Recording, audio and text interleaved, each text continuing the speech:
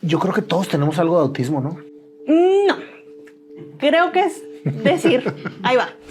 No comía muchas cosas, no toleraba ruidos, yo tenía mi almohada especial para mí, que me la tocaran, era llanto, era no querer ir a la escuela porque te daba miedo ir a la escuela, que la estructura de las clases funcionaba, pero esa hora del recreo donde todos salen despavoridos. ¿Sufriste bullying? Sí, y ya con los años recibo un diagnóstico que me cambia la vida y tiene toda explicación, pero al momento fui muy juzgada cuando necesitaba solamente un poquito de entendimiento. ¿Qué te diagnosticaron y cuándo, Tania? A los 29 años me diagnostican autismo. Hasta los 29 años. ¿Qué te lleva a hacerte un diagnóstico hasta los 29 años? El diagnóstico de mi niña. Tengo dos niñas y la niña más chiquita, Valeria, es diagnosticada a los 2 años. Autista. Autista también.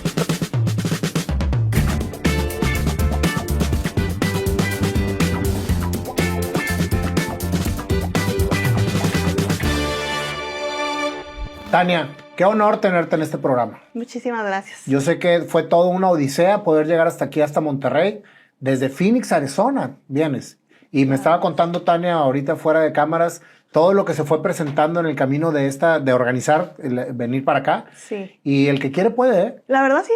Aquí estás. Todo se trata de acomodar, pero a veces suena más complicado de lo que es. Y pudimos lograrlo. Así es. Tania, más que la parte que la gente conoce de ti en las redes sociales y lo que estás haciendo en pro de lo que estás desarrollando como persona, me gustaría irme desde la infancia de Tania. ¿Dónde naciste? Yo nací en Torreón, Coahuila. En Torreón. Hace 32 años. Ok. Fui criada en un ejido en el municipio de Gómez Palacio. Entonces mi vida giró alrededor de la comarca lagunera hasta los 12 años. Hasta los 12 años estuviste ahí. ¿Cómo fue tu infancia, Tania?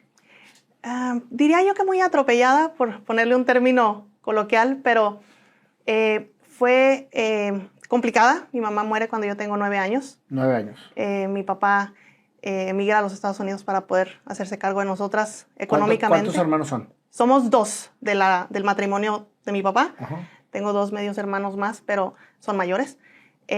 Y mi mamá, ama de casa, enferma y muere a los 9 años que yo tenía. A los 9 años emigramos a los Estados Unidos como familia. ¿Te fuiste con todo y con tu papá a migrar? ¿Y pasaron de mojados? No, mi mamá nos pasó con visa de turista, porque ella dijo que ya no iba a permitir que nos cruzaran de manera ilegal, por lo que se oía de noticias y de... O sea, antes de morir tu mamá, los cruzó. Sí, mi mamá nos cruza en enero del 2000 y el 14 de febrero, un mes después, fallece. En Estados Unidos.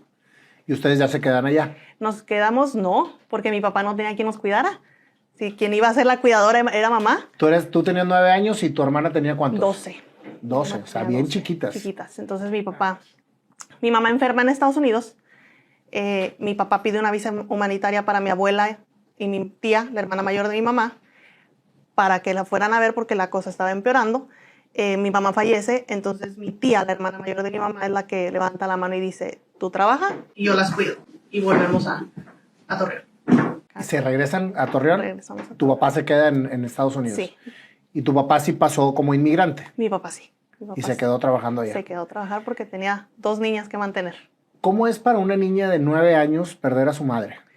Es muy feo, es muy triste, te desubica bastante a cualquier edad, pero a los 9 años no tienes personalidad, no tienes nada definido como ser independiente, y yo dependía mucho de mi mamá. Mi mamá era hasta cierto punto sobreprotectora, entonces la estructura que teníamos de vida se nos quebró, de vivir 4 personas en un hogar. Me fui a vivir con mi tía, que a su vez vivía en casa de mi abuela, porque mi abuelita ella era mamá soltera, mi tía. Entonces mi tía tenía... ¿Hermana de tu mamá? Hermana de mi mamá. Es mamá soltera, vivimos con mis abuelos, y de una estructura familiar tradicional nos volvemos una familia totalmente disfuncional, y mi tía se hace cargo de nosotros durante 3 años, hasta que mi papá puede volver a intentar regresarnos con él a Estados Unidos, y es cuando emigramos de una manera permanente. Pero fue muy difícil, fue mucho trauma, fue mucho llanto, mucha confusión de decir por qué a nosotras. Porque si te dicen a alguien, es que no llores porque tu mamá se pone triste desde el cielo. No. Y dices, pues entonces que no se hubiera muerto, si no me quiere ver triste, ¿para qué se murió? Y empiezas a tener hasta cierto punto una cierta rebeldía de decir, no me estén diciendo lo que no necesito oír o lo que no me sirve, y a esa edad no te servía que te hicieran esos comentarios. Y más cuando te dicen, es que las cosas pasan porque Dios quiere. Entonces yo decía, pues entonces a mí Dios no me quiere, porque me la quitó, porque me hizo daño, si se supone que Dios es bueno y misericordioso y nos ama. Entonces esa no era la definición que yo interpretaba de Dios como me lo querían pintar. Entonces hubo mucho miedo, se detonaron muchas ansiedades, muchos temores, mucho decir, no, mi papá no va a volver, o decir, mi mamá nos dejó desamparadas y nos están tratando. Mi tía hizo lo que pudo con lo que tenía, pero en algún momento se quedó corta, pues tenía también su hija, tenía una estructura de vida y hacía lo que pudo. Y era resentirlo, era sufrirlo y era llorarlo bastante. Hubo mucho miedo en ese entonces. Dentro de toda esta situación que viviste, en tu intimidad, ¿qué visualizabas? ¿A qué soñabas? ¿Qué te veías haciendo? Porque estabas en un entorno fuerte, difícil. Sí. Te hago esta pregunta porque cuando uno nace y hasta que se vuelve joven, estás bien conectado con tu esencia. Sí. O sea, todos creo que traemos un DNA a lo que venimos al mundo. Y eso es precisamente lo que nos va dictando el camino y lo que nos va poniendo enfrente de la vida. ¿Qué era para ti ese momento en donde tú estabas sola, en donde tú visualizabas? ¿Qué soñabas? Yo soñaba volver con mi papá. Yo quería ver a mi papá otra vez. Y como mi mamá nos arregla visa de turista, mi tía nos traía cada vacación. Las vacaciones de verano y las vacaciones de diciembre nos llevaba a Phoenix a verlo. Pero era la emoción de verlo y a los 15 días o al mes desprenderte otra vez. Entonces te quedaba esa zozobra. Lo iría a volver a ver. ¿Qué tal si mi papá decide ya no regresar? Está en otro país, se puede zafar y desaparecer. Y era mi sueño decir, el día que me digan ya te vas a quedar con tu papá, era lo que yo visualizaba.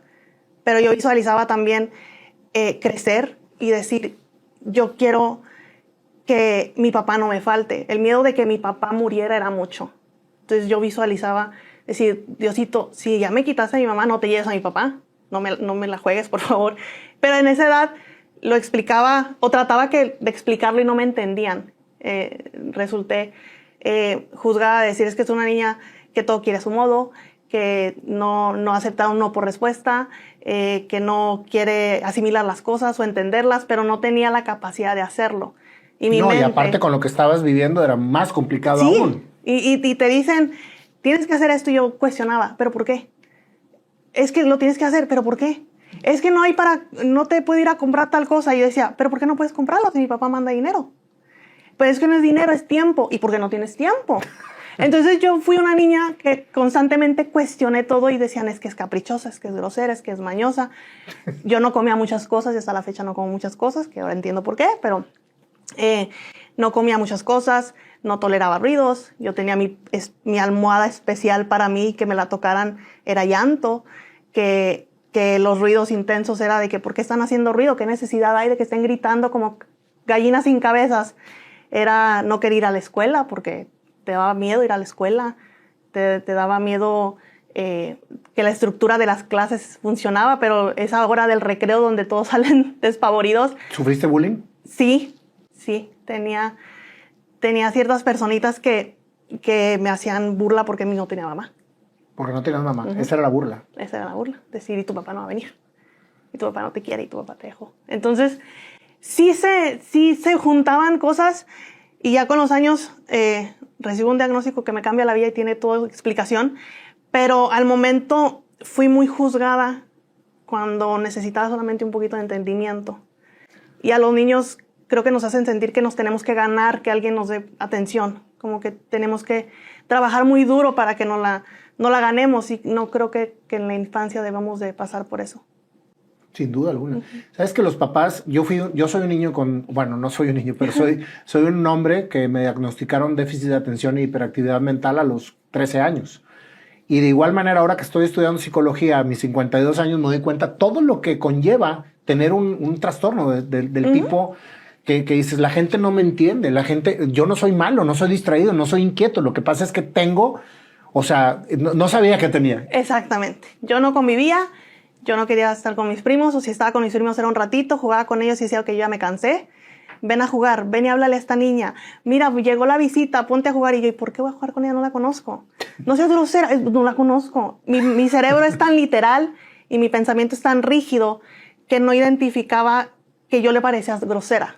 Y mi intención nunca era ser grosera. Pero ¿estás de acuerdo que si nos vamos a un mundo práctico, lo que tú viviste como infante antes de que te diagnosticaran, y ahorita nos platicas el caso, es una vida práctica? Sí. ¿Por qué voy a convivir con él si no lo conozco? ¿Por qué voy a tener que fingir algo que no siento? Entonces, realmente, si nos ponemos a ver a profundidad de esto, es algo realmente asombroso. Sí, yo siempre buscaba el blanco o el negro. Y hasta la fecha, no trabajo con los grises. A mí el más o menos, a ver qué pasa, no me funciona, me desespera, me angustia. Y es la diferencia. Muchas personas tenemos ciertos rasgos de personalidad muy definidos, pero cuando tienes una condición que te predispone a que esos rasgos de personalidad sean tan intensos, al borde de colapsos emocionales, es donde dices, no es normal. Y más cuando una niña socialmente es aceptada, que sea tranquila, que sea callada, que sea tímida. Y cuando un niño está predispuesto a ser un demonio, que se caiga, que se trepe, que pelee, que tire puñetazos, que pinte, que quebre cosas, y el niño resulta ser muy tranquilo, dices, algo está mal. Y las niñas, por eso a las niñas pasan desapercibidas, y muchas cosas adicionales que estén causando problemas emocionales y se van como que juntando durante la infancia y detonan en una manera muy fea cuando llega una edad adulta, digan, ¿está loca? ¿Algo le pasa a esta niña? No, ya lo vengo trayendo, pero nadie se dio cuenta. Y es donde vivimos demasiado enmascaramiento. Es un término que acabo de aprender hace muy poco, que son esta capacidad de aprender mecanismos de imitación, que vas igualando comportamientos para encajar. Decir, a ella le funciona hacer esto, deja voy y lo hago. Y los niños varones tal vez no tienen una demostración de la condición diferente que hace que digan, no, es que este niño no es desastroso, algo está mal. Y las niñas no funcionan así, por eso pasamos desapercibidas, por decir. Fíjate qué interesante lo que acabas de decir. ¿Qué te diagnosticaron y cuándo, Tania? A los 29 años me diagnostican autismo. Hasta los 29 años. ¿Autismo qué grado? El grado 1, que usualmente era conocido como Asperger.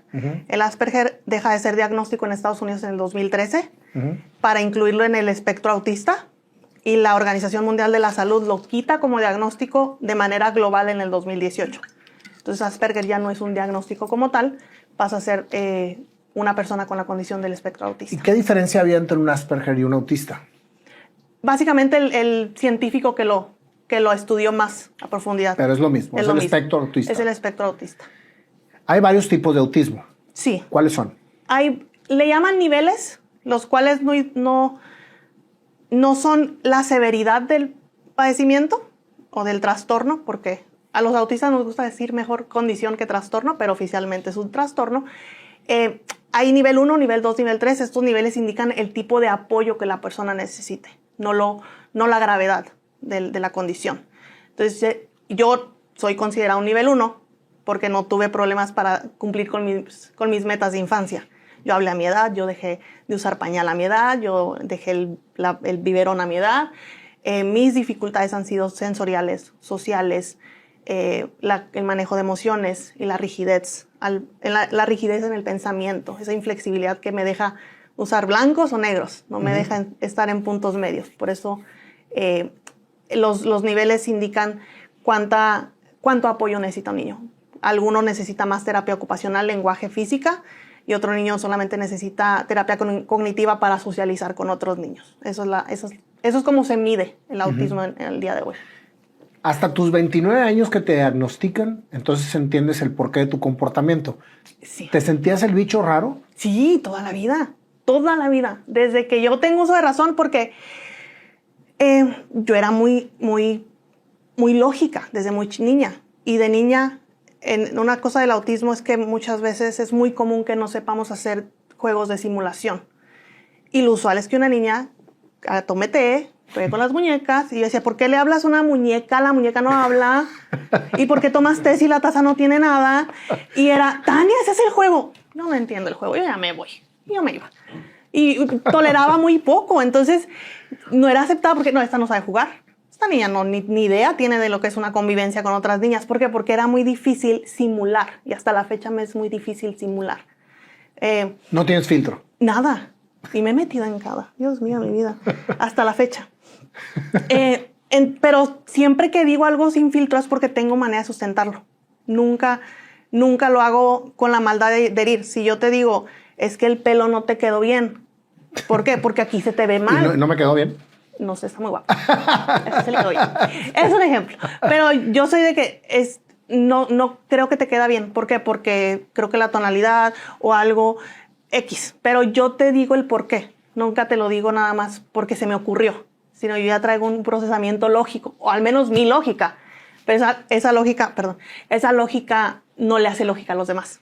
Entonces quedas como que eres muy honesta, eres muy claridosa, eres muy grosera, eres muy altanera, eres muy fastidiosa, quieres que las cosas se hagan como etiquetada. tú dices. Exactamente. Totalmente. Y te hacen daño esas etiquetas. Cuando me diagnostican, yo me sacudo las etiquetas, porque ya ninguna me pertenecía. Y para mí fue liberador decir, yo no estaba mal. Yo no era mala persona. Simplemente no sabía de dónde demonios venía todo esto. Y sin querer, tal vez sería gente, pero ahora me pude perdonar. Es decir, no lo hice a propósito. Muchas veces fui cruel, pero no fue a propósito. ¿Cómo fue tu nivel de socialización? ¿Tuviste amigas, amigos? ¿Creciste como una persona normal? Bueno, vamos a definir qué es normal, ¿verdad? Pero tuve una amiguita de infancia, Karime, una muchacha que hasta la fecha tengo contacto con ella y siempre me cuidaba. Siempre yo la usaba mucho como referencia. Y Karime, hasta la fecha estoy segura que es muy inteligente, pero era la que concursaba, era una niña muy inteligente. El problema era cuando Karime faltaba porque iba a concursos. A mí se me desmoronaba el día porque mi punto de referencia era Karime todos los días. Hasta que Karime faltaba por concursos escolares, académicos, a mí se me desmoronó. ¿Eso fue en México todavía? Todavía en México. Cuando dejó México... porque hasta que me fui, Karime fue mi amiga. Pero había otras amiguitas que se juntaban con Karime y Karime podía seguir ella se iba un día y no me pelaba. Pero yo estaba esperando a que Karime volviera. Porque yo no sé iniciar una conversación. Yo no sé acercarme con la gente. Yo tengo que recibir hola, ¿cómo estás? Entonces te respondo. Pero yo no voy. No sé cómo hacerlo. Hasta la fecha no sé cómo hacerlo. Y conozco mucha gente. Pero yo las puedo dejar de ver 5 años... y las miro un día en una fiesta o en una convivencia, nos ponemos al corriente en 2 horas y yo me voy a mi casa. Qué gusto verte, nos vemos, lo que alcanzamos a platicar, lo alcanzamos a platicar y lo que no, pues ya será otra ocasión. Pero yo estoy tranquila sola. No tienes apego a nadie. A nadie. Pues qué maravilla. Sí. La verdad. Y me hicieron sentir que era malo. Me hicieron sentir no tienes sentimientos, no quieres a nadie, tú no sabes amar. Y yo sí, pero ¿por qué te tengo que amar como tú dices? Porque yo te tengo que amar con un beso y un abrazo si me es más fácil que me digas, ay, fíjate que se me olvidó comprar mi lonche el día de hoy y yo llego y te llevo comida. Porque la empatía tiene que ser física. Esa es la demanda de la sociedad. Cuando la empatía puede ser un poquito más cognitiva, sacar lógica. Si a ti te hace falta algo, yo voy y te lo llevo. O si dices, no alcancé a limpiar, llego a visitarte y miro tu cocina un poquito sucia, digo, yo te la limpio, no te preocupes. Creo que esa empatía también es válida y la hacen ver como que tiene que ser a fuerza una demostración de afecto. Cuando...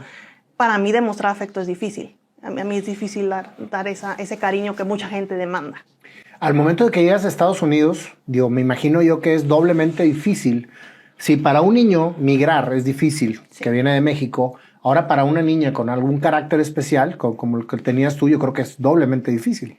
Sí, porque no conoces el idioma, no conoces el país, no conoces la estructura de vivir en una casa...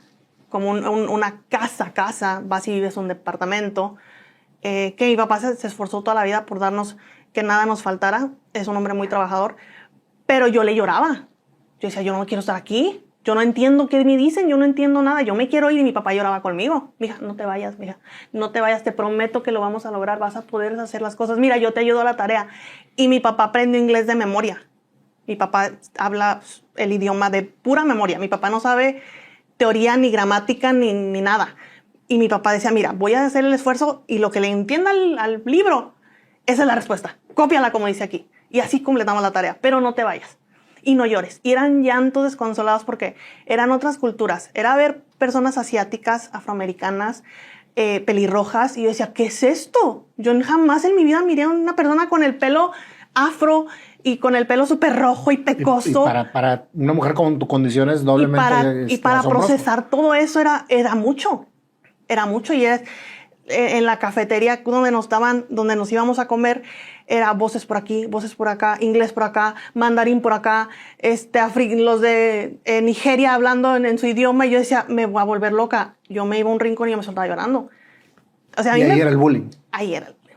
Porque, no habla inglés. Yo sé que algo así me decían, y yo, déjenme en paz, y más se reían porque pues yo no hablaba inglés. Y yo decía, mi papá, ¿sabes qué? No, yo un día más aquí, yo no quiero, por favor, sácame de aquí. Mi papá, no te vayas. Y mi papá terminó el primer semestre conmigo así, a llanto y a llanto y a llanto. Hasta el segundo semestre ya me empezaron a dar clases de inglés como segundo idioma.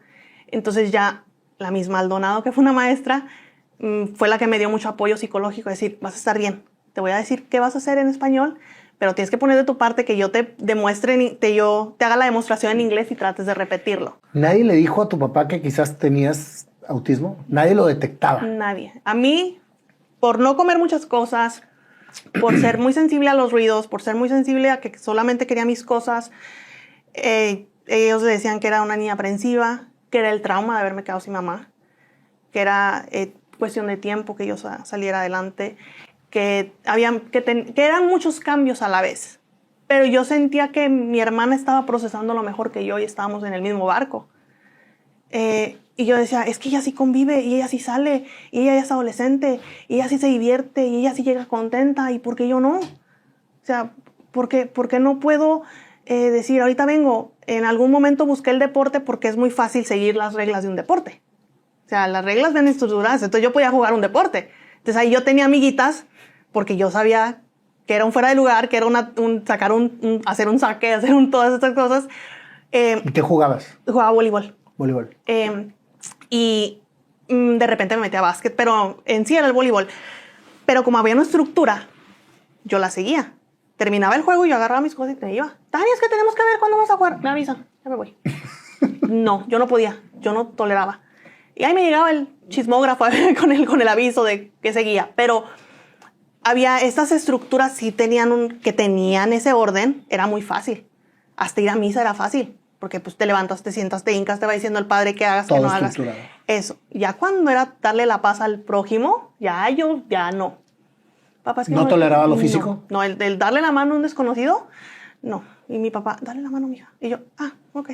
Pero era esa textura de una mano que no era una conocida, era demasiado.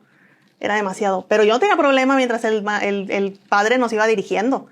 Ese no era el problema. El problema era cuando, como que tiempo libre, arréglenselas como puedan. Ya era angustia, era mucha presión y no sabía explicarla. ¿Cómo fue tu adolescencia? Pues fui una adolescente muy tranquila porque pues no hacía nada. O sea, no tenía motivación de hacer las cosas de los adolescentes porque lo veíamos a lo mismo. Te dicen, escápate y nos vamos a un antro, a un baile, lo que tú quieras. Y yo, ¿y por qué me voy a escapar? ¿Qué necesidad hay? Es que yo me escapé de mi casa. Tania, es que para pasarla bien. Ay, no, es que mi papá me está regañando. No, gracias, no. Tania, por favor. Y yo, no. O en algún tiempo decía una muchacha de las que en la prepa, mira, yo me entro al antro de manera ilegal con la identificación de mi hermana. Pídesela a tu hermana, la tuya. Y yo, ¿y para qué? Y dice, ay, no. Y, Tania, pero en serio, ¿no te quieres ir a divertir? Yo sí, pero no sabiendo que me voy a meter en un problema y mi papá trabaja mucho y mi papá trabaja en la construcción y mi papá no puede perder días y a mí me meten en una bronca. Mi papá no puede ir a la dirección a pelearse con los maestros un día porque es un día que no trabaja y yo no puedo permitir que mi papá llegue todo fregado del trabajo y yo darle dolores de cabeza. Ay, qué aburrida. Pues ni modo. ¿No te afectaba emocionalmente el estar en constante negación de todo lo que hacían tus amigas? Sí. Sí, porque yo decía, es que yo les estoy demostrando que no se debe de hacer porque no quieren hacer otra cosa más sana o menos problemática. Entonces yo decía, ¿pero qué estoy haciendo mal? O sea, ¿por qué el afán de hacerme sentir que yo estoy mal cuando yo sé que yo no estoy mal? ¿Y no estabas mal? No, yo no quería meterme en broncas con mi papá.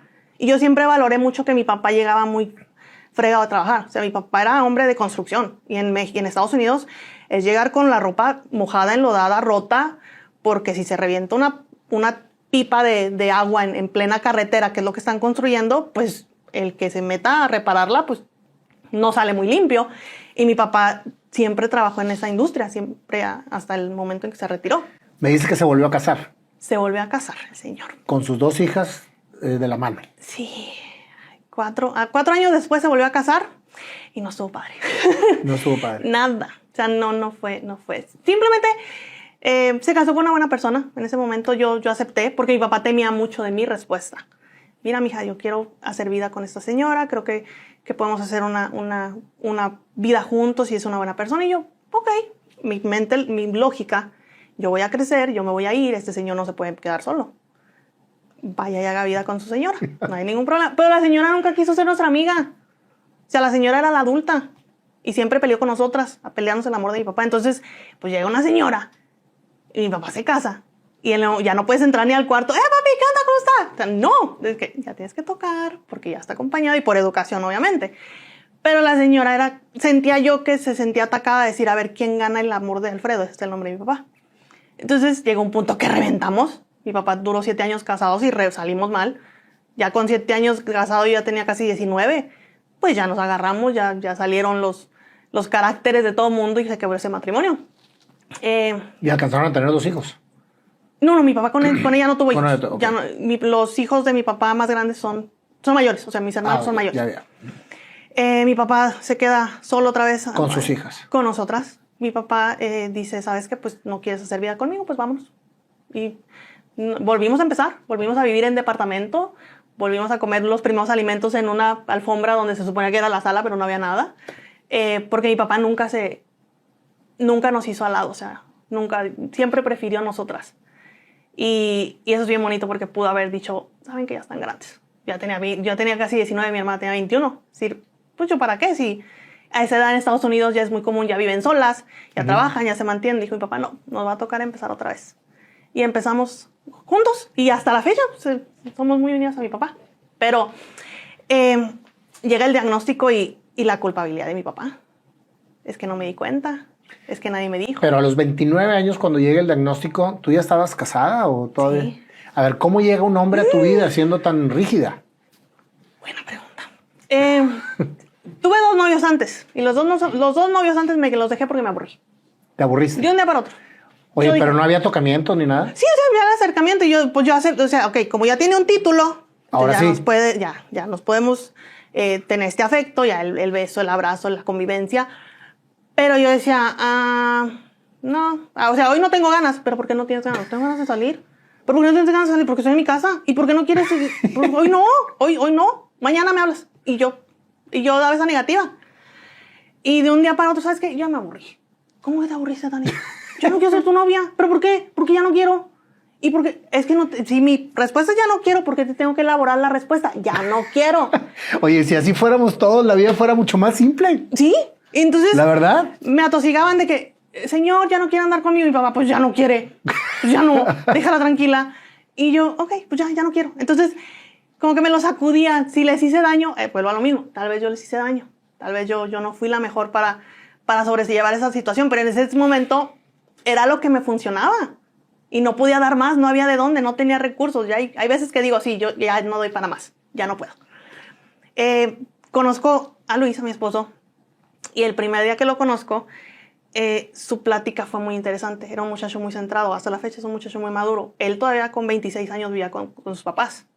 Pero él tenía esa estructura familiar muy tradicional a pesar de ser... ¿Mexicano también? Nacido en Estados Unidos, pero criado con sus papás mexicanos. Ajá. Entonces él tenía esa estructura familiar mexicana muy arraigada. Y yo decía, ¿cómo? Si tú eres de aquí. Usualmente los muchachos ya mexicoamericanos ya pierden mucha estructura tradicional, por decirlo así. Y yo, ¿por qué vives con tus papás? Dice, porque pues, me funciona, yo los ayudo, ellos me ayudan. Estoy yendo a la escuela, estoy trabajando. No tengo motivo para irme. Y yo, qué buena lógica. No tiene por qué irse de su casa si le funciona. Y lo empezamos, o sea, dije, ok, me agrada. No piensa tonto, según yo. No está tonto. Entonces lo empiezo a tratar y me dice... Empezamos a platicar muchísimo. O sea, las pláticas eran largas, pero eran muy interesantes. Hablamos de su crianza, que sus papás, su historia de vida, porque él sí tiene, hasta la fecha, gracias a Dios, tiene a su papá, a su mamá. Y yo le conté la mía. Y él se enganchó con mi plática y decía, a mí la gente no me hace caso. O sea, mi plática no les parece interesante porque yo te hablo de política en ese tiempo. O sea, yo te hablo de cosas que dices, ¿y esta para qué me habla de eso? Si yo quiero hablar del antro y de qué música anda de moda. Y yo, no, creo que escuchar a... No sé, o sea, soy melómana también, me encanta la música. Ah, sí, de veras, sí, yo pero también, me dice mi encanta. papá que soy un alma vieja. Y me gusta mucho la música de antes. No me queda la menor duda que eres un alma vieja. Sí, o sea, mi papá, yo le decía, ¿no han oído a Camilo Sesto? Y yo, ¡no! Y yo, canta bien bonito. O sea, canta hermoso, es un señor fuera de su época. Pero yo crecí con esa música con mi papá. Entonces yo era ese bicho raro. Entonces hablo con él, ahora mi esposo, y empezamos a intercambiar ideas. Esto me gusta a mí, esto me gusta acá. Y yo, wow. O sea, este sí le gusta de lo que yo hablo. Ok, entonces aquí me quedo otro ratito a ver qué tal me va. Seguimos saliendo y una vez que salimos, no sé cómo, se me pega un chicle en el zapato y me dice, yo te ayudo a quitártelo. Entonces, levanta el pie, yo te ayudo a quitarte el chicle del zapato y para que camines, porque se pegosteó todo. Yo inconscientemente haciendo este estudio después del diagnóstico, yo dije, este me puede hacer la vida más fácil. Me está quitando un chicle del zapato. Y yo, ok. Entonces, bueno, sigamos. Iban pasando cosas y él tenía una paciencia. Hasta ahorita es un hombre muy paciente y yo era desesperada. Y él empezó a decir, espérate, una cosa a la vez. Y yo, ok. Mira, si lo hacemos así, tú ya no te aceleras, porque si te aceleras como que te pones de malas, entonces no quiero que estés de malas dentro del romanticismo. No quiero que estés de malas, tratándome bien. Y yo, él puede lidiar conmigo. Cuando yo era la que me forzaba por lidiar con alguien. Y por encajar con alguien y por seguir ese ritmo de vida. Él estaba dispuesto a hacerlo por mí. Y yo, no, pues yo de aquí soy. Yo ya no me voy a ninguna parte. Pero el problema fue la convivencia diaria cuando decidimos vivir juntos. O sea, ¿cuándo decides casarte con él? No estoy casada legalmente, Okay. pero empezamos a hacer vida lo conozco en el 2012, empezamos a hacer vida juntos en el 2014. Ok, 2 años después. 2 años después. Y ya tienen un buen. Ya tenemos 10 años, gracias a Dios. La convivencia diaria porque ya el baño que era tuyo ya no es tuyo. Ya lo compartes con alguien. Ya duermes con alguien. ¿Por qué voy a dormir? ¿Por qué estás en mi lugar de mi cama? Vete para el tuyo. Antes de ser diagnosticada. Sí. Tania, no se cae el mundo. Me quedé dormida en ese lado. Pero es que no es tu lado, es el mío. Vete a tu lado. No vuelvas a hacerme esto. No se vale que estés aprovechándote de mi lugar de la cama. Era todo magnífico. O sea, llevado a una magnitud que no era. No debía de hacer. Pero yo no tenía las herramientas para regularme, para entender, para hacer ese entendimiento. Yo creo que todos tenemos algo de autismo, ¿no? No. Creo que es decir, ahí va. Creo que es decir que tenemos estos rasgos de personalidad. Usted puede ser introvertido, otra persona puede ser más sociable, otra persona puede ser rígida, en que a mí me gusta el color morado y yo prefiero el color morado. Decir que todos somos autistas, creo que es quitarle valor a lo que, o validez a lo que los padres hacen para lograr un diagnóstico. Para esa búsqueda en niños y esa búsqueda en adultos, entre crecer confundidos, entre buscar opciones, entre que te diagnostiquen esquizofrénico, con trastorno del límite de la personalidad, que te diagnostiquen bipolar, cuando no es. Creo que decir que todos somos autistas le quita ese crédito a esas personas que están buscándolo, porque el autismo hasta la fecha creo que es un tema en pañales. Es muy triste que tú digas, y en mis redes sociales me pasa todo el tiempo, ¿quién me puede diagnosticar? Y alguien de las personas que siguen mi contenido le dice, un neurólogo. Y otra dice, un psicólogo clínico. Y otra le dice, o el neuropediatra. O el otro, el psiquiatra. Y yo, ¿quién? Por favor, que alguien nos ayude, que por favor alguien nos haga la vida más fácil, porque una persona que te lo hacen, que te dan un diagnóstico de otro trastorno de personalidad y te medican, te desgracian la vida. Te hacen un desastre. Y es triste. Entonces, es una frase muy usada. Todos tenemos algo de autismo, pero creo que es un buen tiempo para empezar a cambiarla. Sí, porque todo. Fíjate, a mí me pasa lo del lado, lo del dormir de un lado siempre.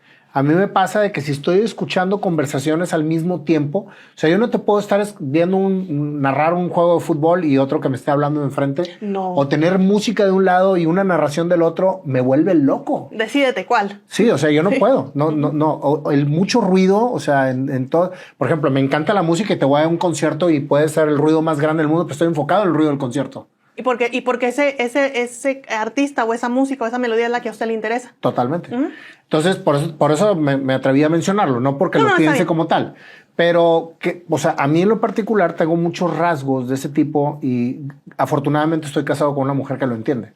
O sea, porque si no lo entendiera, dijera que fuera un chiflado y que fuera y que como regularmente se etiquetan las cosas, ¿no? Es más, si yo voy en el carro y suena tic, tic, tic, tic, tic, tic, tic, tic, tic, no, me tengo que parar y ver dónde está el sonido y sacarlo, porque si no me vuelvo loco. Sí. Pensando de dónde viene el sonido. Y es ahí donde se hace la distinción, porque podemos decir, es que es muy desesperado, es que es muy impaciente, pero al punto de que te angustie es donde no es normal. Que digas tú, es que a mí me angustia. Le estaba platicando a mi primo hace ratito. A mí me dan un regalo y a mí me da mucho miedo abrir un regalo. A mí me angustia abrir un regalo porque no sé qué va a salir. O sea, no sé qué va a resultar. Y alguien diría, es que es lo mejor que te den regalos.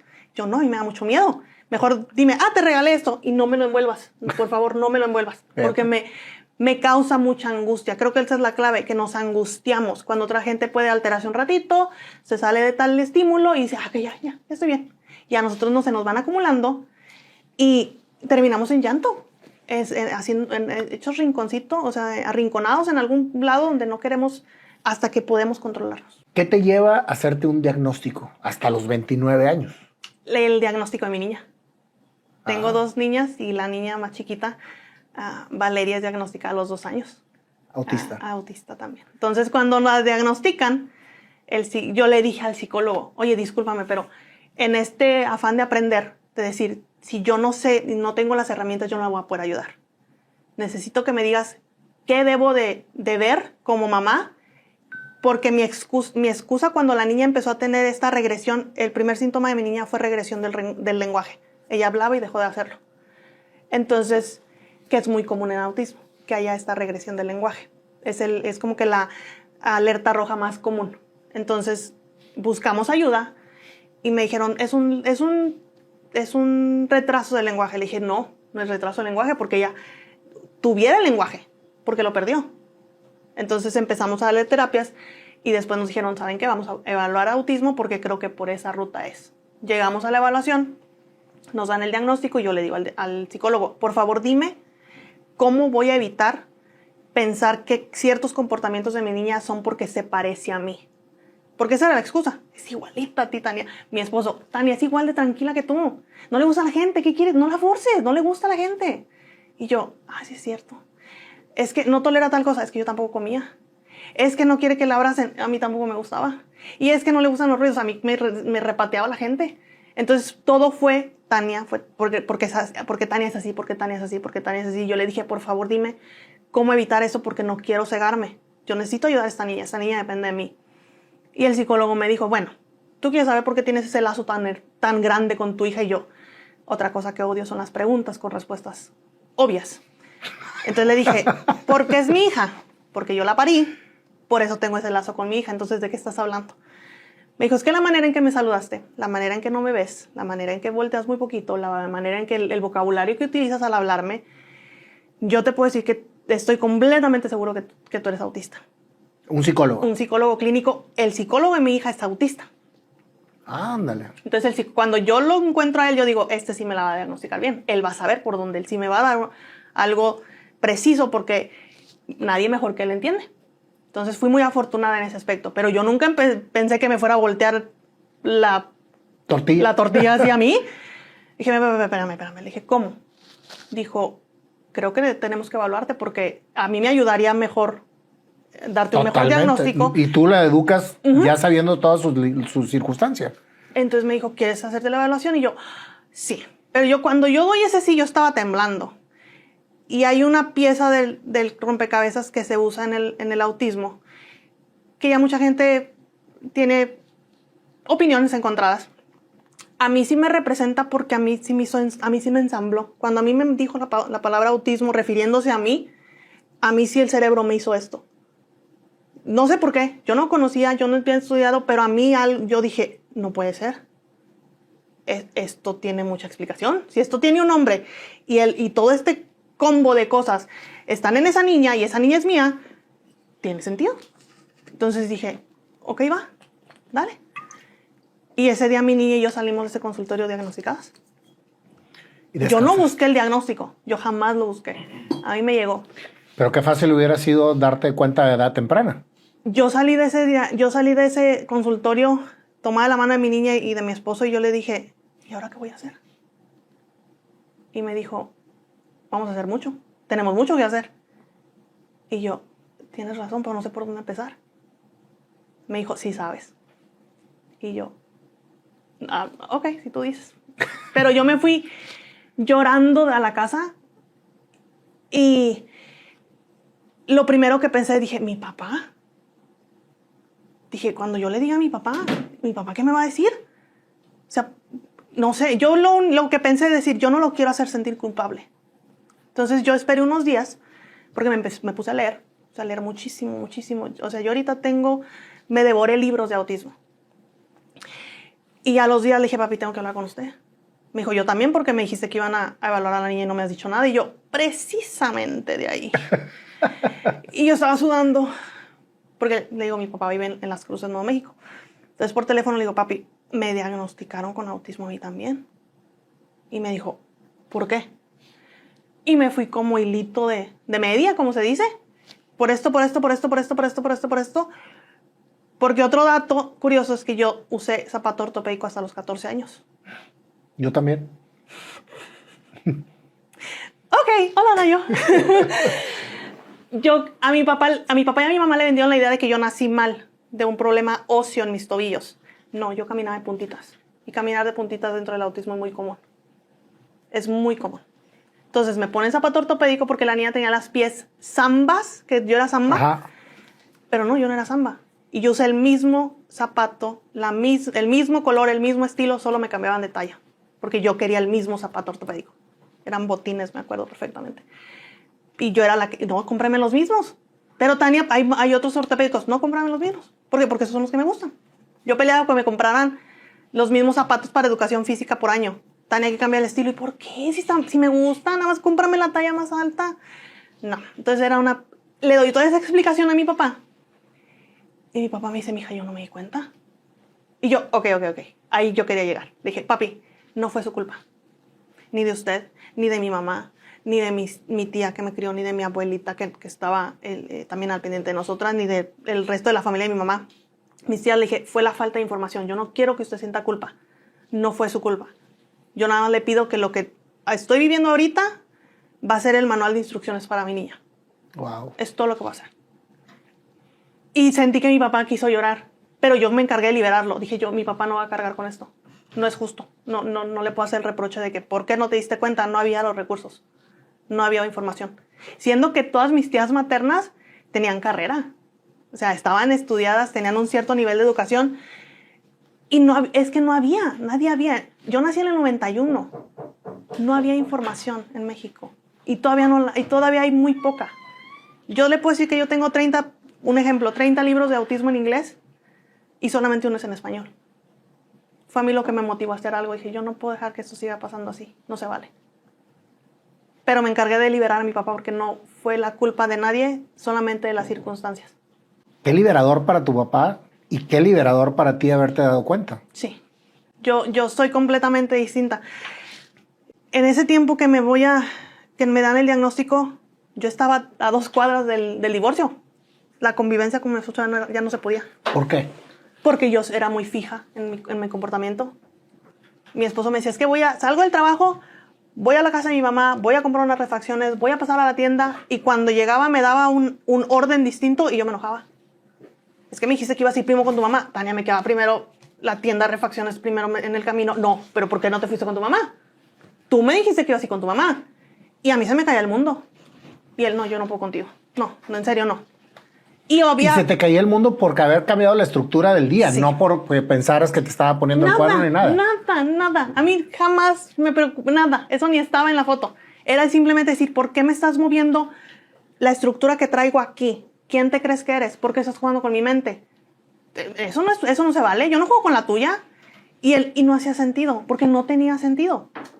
Pero yo no sabía explicarle que para mí era importante que si hacía algo de cierta manera, entonces no me lo platicara. Y yo ya no, nada más me decía, si me dice ahorita, hoy me dice, tengo varias cosas que hacer, llego a la casa más tarde, perfecto. Pero a mí me daba un orden que no coincidía con el que yo tenía en mente y yo perdía los estribos. O sea, habían otros problemas de convivencia que sí eran errores de él, pero eran motivados por decir, es que yo ya no la tolero. O sea, ya por Dios, o sea, no sé ni de qué modo hablarte. Hay días que con decirte hola ya me estás recordando de dónde vengo, o sea, no se vale. Y era muy difícil. Entonces, a mí me dicen todo esto y yo lo entiendo y yo le pido perdón. Le digo, ¿sabes qué? Perdóname. No lo hice con la intención, simplemente yo no sabía qué demonios estaba haciendo. O sea, yo no sabía de dónde venía todo esto, pero prometo educarme, prometo que puedo ser mejor persona. Pero ya con un diagnóstico, ya sí. con la claridad de ambos. Sí, yo le dije, ¿sabes qué? Ya me dieron este diagnóstico, por favor dime si me vas a tolerar, o sea, si me vas a dar una oportunidad para poder aprender juntos y ayudar a la niña, y si no, con todo el amor del mundo, no hay ningún problema. Seguimos en el plan de separarnos. Me dijo, no, ya sabemos por dónde vamos a ir. Ya, tranquila. Vamos a buscar ayuda para la niña y de ahí sale lo tuyo. Y yo, ok. Y fue muy liberador tener el apoyo de él. Y hasta la fecha es un gran papá. Ama a mis hijas como más que a su propia vida. Él es un muy buen hijo. Él es un muy buen esposo. Seguimos teniendo broncas, pero... Las normales. Las normales. Al fin puedo tener broncas normales. Al fin. O sea, ya al fin... ok. Ya peleamos porque el señor dejó la pasta desparramada. Ok. Entonces ya peleamos por eso. Ya no es nada igual. Oye, y discúlpame que te voy a preguntar esto, pero yo creo que es algo que todos se preguntan. ¿Qué sucede en la intimidad? Mucha organización. Es mucha ayuda que la persona te entienda. Y es simplemente, aquí les puedo dar una clave del autismo, es la comunicación directa. A mí, si me dices, quiero un abrazo al día, yo programo que te voy a dar un abrazo al día. Y a mí me dice, en la intimidad, no quiero que él se sienta avergonzado, pero es decir, esto me gusta, esto no me gusta. Punto. Y ya. Y que él respete eso y decir, ¿sabes qué? Pero... yo me siento mejor de esta manera y yo, ok, me estás dando tu punto, lo puedo tener esa apertura y tal vez yo termine también coincidiendo en esa opinión. Entonces retomamos algo. O sea, todo es comunicación. Comunicación directa. Por eso le digo, el más o menos, el a ver qué pasa. No. Es que si tú te pones a ver, Tania, todo lo que hemos platicado hasta ahorita ha sido realmente llevar una vida realmente práctica. Sí. Y yo no sé por qué la gente se la complica tanto. Y por eso no me entienden mi familia. Es que tú eres muy fría. No, yo soy práctica. Yo necesito peopa. No me des pururum. O sea, no sirvo. Entonces... Es que así somos los humanos. Sí. Nada más que nos complicamos la vida por todo lo que nos enseñan. Y todo lo que tenemos que negociar, hacer, esconder, medio decir, medio no decir. Pero realmente la vida que has llevado tú desde que me estás platicando todo desde el principio es una vida completamente práctica y directa. Yo tengo que hacer mi vida fácil, si no yo no funciono. Entonces, encontrar métodos fáciles, hay otras personas que me dicen, ¿cómo le haces? Y yo, no sé. O sea, no conozco el otro camino complicado porque siempre busco el simple. Porque si a mí me dan algo laborioso, yo me entorpezco. O sea, yo no sirvo. Literalmente no funciono. Entonces yo siempre busco estos mecanismos de sistematizar, hacer algo más práctico, hacer algo más simple. Pasos 1, 2, 3, no me des el 5, 6, 7, 8 porque me pierdo y entro en crisis. Es que todos nos perdemos, Tania. Sí. Y lo que me acabas de decir del abrazo programado se me hace un excelentísimo ejercicio. Sí. Porque se nos olvida. Mi esposo y yo nos tenemos que abrazar todos los días 30 segundos. Y me aprietas, porque Luis se ha convertido en una herramienta para regularme. O sea, si aprieto, es decir, yo libero tensión cuando él me aprieta. Entonces yo digo, vamos a ponerle un poquito de ciencia a esto. Si tú me abrazas, yo me mantengo tranquila. Y esta casa va a ser feliz. Entonces, tenemos eso bien definido. Pero con el tiempo le doy abrazos espontáneos porque él es mi refugio. Luis se ha convertido en un refugio para mí. Y antes Luis era hasta cierto punto mi enemigo. Y a raíz del diagnóstico dijimos, ok, ya sabemos en qué dirección vamos. Antes no teníamos ninguna flecha, ninguna señal que dijera por aquí.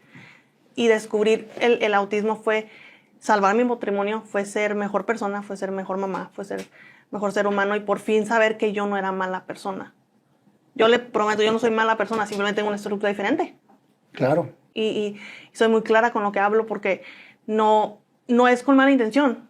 Y a veces dicen, es que no sabes mentir. No, sí sé mentir. Sí sabemos mentir los autistas, pero no sabemos mentir con el afán de hacer daño. Yo le puedo decir, me invita a una fiesta. Sí, voy a ir. No voy a ir porque tengo cruda social. Le digo, yo no tomo alcohol, pero digo, yo tengo cruda social, yo no voy. Yo no salgo a ninguna parte. Pero ahí sí te puedo mentir. Sí, voy. Pero si mi hija me dice, este personaje de la Navidad que da los regalos, no, mi amor, no hay. Y no hay. No hay. No se vale. No. Creo que la primera fractura de confianza es con ese tema, que no lo digo para no deshacer historias que no me pertenecen, ni hogares ajenos. Pero mi hija sabe, tú tienes que hacer puntos conmigo y con este señor que es tu papá. Y al final de año hacemos la evaluación nosotros, porque no tolero. O sea, no puedo con eso. Igual con el de los dientes, tampoco. Dámelo. Si creo que está blanquito y no tiene caries, entonces traigo dinero. O sea, no. Esa es mi estructura. O sea, mis hijas viven en un mundo muy real. Mis hijas... ¿Qué edad tienen tus hijas ahorita? 8 y 5. ¿Y cómo ha sido la vida para tu hija de 5 años? ¿Mucho más práctica y fácil que la tuya? Sí. Eso es lo bonito. Y eso es algo que me llena de orgullo y de felicidad porque todo lo que yo no tuve, me he encargado de buscar hasta debajo de las piedras por conseguírselo. Porque estamos en una etapa que es ignorante el que quiere. Yo le digo a mi familia, YouTube puede ser una pérdida rotunda de tiempo, pero puede ser una universidad también. Y yo me he dedicado ahí, hasta cierto punto, torear, por decir, estas pocas habilidades que tengo, pero la niña me ha motivado a decir, ok, ¿dónde voy? Pregunto. ¿A dónde voy? Me paro. No me gusta el ambiente, pero lo tengo que hacer. Porque esa niña, y ahorita yo soy el adulto, no puedo negociar mucho el autismo cuando se trata de ella. Decir, ay, no, es que yo no voy a ir porque no me gusta que me hablen, o no me gusta convivir con la gente. No lo tengo que hacer. Y mi niña, estoy buscándole hasta donde yo encuentre, y la lectura y educarme. Y después mi niña de 8 años resulta con dislexia. Entonces también es otra. Mi casa es una casa neurodivergente. Mi casa tiene una estructura muy peculiar. Somos un caso muy especial, la verdad. Pero son muy felices. Sí, todo funciona con estructura. Y mientras esa estructura se mantenga, está padrísimo. ¿Sabes qué me encanta de toda esta historia, Tania? Que tuviste la oportunidad de poder llevar a tu hija en todo lo que tú no llevaste. O sea, todo lo que tú viviste es un aprendizaje para poder educar a tu hija y llevarla de la mano para que no sufra lo que tú sufriste. Sí. Porque finalmente sufriste. Sí. Y mucho. Bastante. Y mis hijas no están obligadas. Eso de que, dale el beso a tu tío. No. Si no quieren, solo con un hola es suficiente. Porque no se vale de que te digan, ¿y qué tal si no se siente cómoda? ¿Y qué tal si simplemente no le despiertas el amor? ¿Qué tal si no le despiertas eso? No tiene por qué demostrar o fingir eso. Entonces, mis hijas, hasta ahorita creo que estoy haciendo todo lo posible porque sean mujeres de bien. Espero conseguirlo. Mi niña de 5 años hasta la fecha tiene lenguaje, pero no hay una comunicación estructurada todavía. Estamos trabajando en su comunicación. Pero yo soy ese manual, yo soy esa referencia. Mi niña, dentro del autismo le llaman stimming, o esos estereotipias, que es agitar las manos, agitar las rodillas. Que tú no lo teniste, tú lo tuviste. Esos no, pero mis estereotipias era morder lápices o las gomas. Era estar con el pelo así todo el tiempo, que es muy común hasta que te arrancas el pelo. O es masticar cosas, o es simplemente tener ciertos juguetes sensoriales, esas bolitas de goma, los fidgets, que son muy populares ahorita, todos estos para mantenerte enfocado. Yo los usaba, yo amo los útiles escolares. En mi casa hay muchos útiles escolares, porque es un interés profundo para mí, y yo tener plumas de muchos colores me regula. Tengo mi calendario de colores, porque lo hago visualmente muy atractivo para que yo todas las mañanas me levante y mire, ok, tengo programado estoy. Y así funciono. Entonces, los autistas le llaman intereses restringidos, que no me gusta esta palabra porque restringir es como evitarlos, pero tienen una función, que es regularnos. Si una niña está girando, girando, girando por su misma condición, tiene una función. Esa niña girando se calma, se pone de vuelta en su centro, el niño. O sea, todos los movimientos, todo lo que hacen los autistas. Tienen un propósito. Cuando dices, es que no quiero que lo haga. Ok, ¿el niño te está haciendo daño? No. ¿El niño te está haciendo daño a ti? No. Déjalo. Y cuando hacen sonidos o cuando gritan, es parte... la ecolalia. Se le llama ecolalia. Ecolalia. Es cuando... o pueden ser otras modulaciones. Tienen una función. Tienen una función que es regularte, que es mantenerte tranquilo. Si el niño llega a hacerse daño, entonces sí hay que modificar el comportamiento. Pero mientras el niño no se haga daño, se los prometo que está en un proceso de mantenerse tranquilo. Y si a ti no te gusta que te quiten la comida cuando estás comiendo, ¿por qué le quitas el sonido a la niña? O sea, es ponernos en ese lugar de decir, ese niño, esa niña o ese adulto tiene que estar aplastando una pluma entre que sale y entra, porque ese sonidito lo tiene enfocado y termina su trabajo, déjalo terminar su trabajo. Déjalo que se desempeñe. No le hace daño a nadie. No le hace daño a nadie. Entonces, es donde te pone la etiqueta. No se calla. Cállate, niño. O sea, no hagas ese ruido. ¿Por qué no te está haciendo daño? No. Es donde tenemos que cambiar esa mentalidad, porque le digo, el autismo sigue en pañales.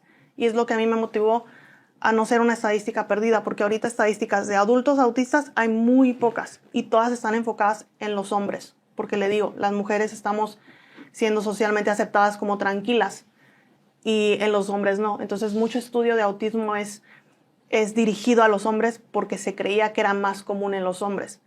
No es más común, es igual de común, pero las mujeres podemos desarrollar estos mecanismos de imitación que nos hacen camuflajearnos en la sociedad y entrar, pero vivimos confundidas. Fíjate que creo que hay muchísima falta de información, como tú dices, y lo que estás haciendo en tus redes sociales. Platícame cómo llegaste a las redes sociales. Cuando a mí me diagnostican, que yo dije, yo no me voy a quedar con esto. Yo no me puedo quedar con esto para mí sola. No. Y menos sabiendo que de 30 libros tengo uno en español. Menos. O sea, que las mamás, especialmente hispanas en Estados Unidos que no hablan el idioma, están a merced de lo que un terapista les diga, sin saber si es cierto o no. Entonces a mí me nació mucha esa inquietud. Platicando con mi suegra, que también es una gran mujer, la amo con todo mi corazón, me dijo, tienes que aprender a hablar en público. Tienes que aprender a hablar, porque tú ahorita no puedes hablar, tú no te hallas con nadie ni en cercano, mucho menos a gran cantidad. Tú tienes que aprender. Y yo, ¿y dónde? ¿Cómo le hago? Le digo, no puedo. Y me dice, algo saldrá. Tú espérate, algo saldrá. Sale la convocatoria del doctor César Lozano. Ajá. El arte de hablar en público. Durante el 2020 lo hizo en línea, por pandemia. Ajá. Yo lo tomé. Lo miré hace poco. Ajá. Lo hago en línea y eso me hace perder el miedo de decir, sí puedo. Pero yo ahorita no podía estar haciendo esto con usted. Yo tuve que ponerme en ese enfoque y en ese interés especial de decir, ok, ahora vamos a darle por este lado. Lo completo la certificación. Dentro de la certificación conozco a Tony Trejo y Ernesto Trejo, son hermanos. Ellos también se dedican a hacer estos talleres adicionales que me ayudaron a complementar lo que ya había, lo que estaba recibiendo de conocimiento de la certificación del doctor César Lozano. Han sido grandes personas, me han ayudado bastante. Entonces, esa certificación fue el comienzo de seguir buscando recursos para aprender. Entonces me dicen, es que tú no puedes ser autista porque hablas en la cámara. No, pues es que ya me aventé varios tallercitos porque yo sabía mis debilidades. De hecho, no me has parado a ver a los ojos y ese es un rasgo que lo estoy viendo aquí. ¿No me estás viendo los ojos? O aquí. Ese. O sea, encuentras habilidades para poder relacionarte. Sí lo puedo ver a los ojos, pero son como destellitos y vuelvo a brincar aquí porque me es muy incómodo. La gente no entiende que dices, es que no me puedes ver a los ojos. Sus ojos, los ojos de cualquier persona dan mucha información. Los ojos son la ventana del alma, dicen. Entonces es información que yo no puedo procesar a la velocidad que usted me la está transmitiendo. Entonces es muy incómodo verlo a los ojos porque no sigo el hilo de su... Usted me puede decir... contento, pero a lo mejor yo puedo notar, es que no sé, a lo mejor está serio, a lo mejor está enojado, a lo mejor está triste, a lo mejor es mucho. Entonces tengo que ver aquí o en esto de aquí. Oye, es una muy buena táctica porque te vuelves loco cuando sí. Empiezas a... Y todos recibimos esa información. Sí. Por eso enmascaramos y camuflajeamos y aprendemos habilidades porque tenemos que sobrevivir. Tenemos que adaptarnos porque el mundo no está hecho para nosotros. Y la discapacidad es más de entorno que de la persona. Yo creo, Tania, que el mundo está hecho para ustedes y que los raros somos nosotros. Pues hay que hacer varios cambios y ajustes. se urgen, porque, le digo, discapacita más el entorno, que no haya rampas, que no haya señalamientos, que no haya apoyo más a personas con ciertas dificultades y discapacidades, porque si hubiéramos los recursos, pues todos funcionaríamos. O sea, un carril para bicicleta, un carril para silla de ruedas, un carril para carro, pues sería padrísimo, pero el entorno te limita más. Entonces no puedes ir a la tienda. Yo voy a la tienda cuando recién abren, porque no tolero la gente del mediodía. Yo voy y me paro a las 8 de la mañana. Entonces te decides meter a las redes sociales para informar. Sí, hago estos talleres y digo que es momento de buscar exponerme, porque si no me conoce nadie, ¿cómo voy a poder hacerlo? Y hasta la fecha ya estoy por completar 75,000 seguidores en Instagram, y hago en vivos y comparto historias.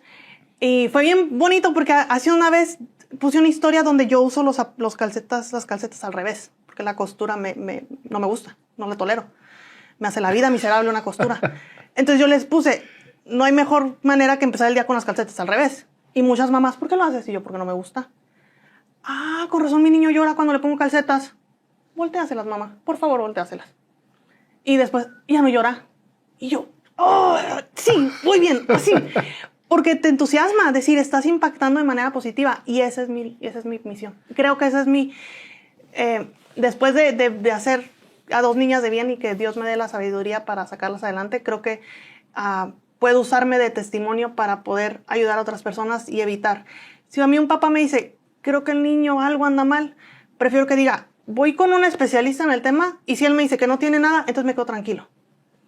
Si yo puedo despertar eso en un papá o en una mamá. Claro, les estás ahorrando toda una vida de incomodidad a la persona. Yo me doy por bien servida y creo que mi objetivo ha sido cumplido, porque que no se percibiera lo mío como tal y que yo haya pasado el trauma de perder a mi mamá, el que yo haya contemplado ciertas conductas autodestructivas en cierto momento para decir, ya no quiero estar aquí porque no, o sea, no, de plano no, o sea, mi papá está sufriendo, mi papá está lejos, mi mamá no está, mis tías hacen lo que pueden, mi abuelita también hace lo que puede, pero para mí no es suficiente.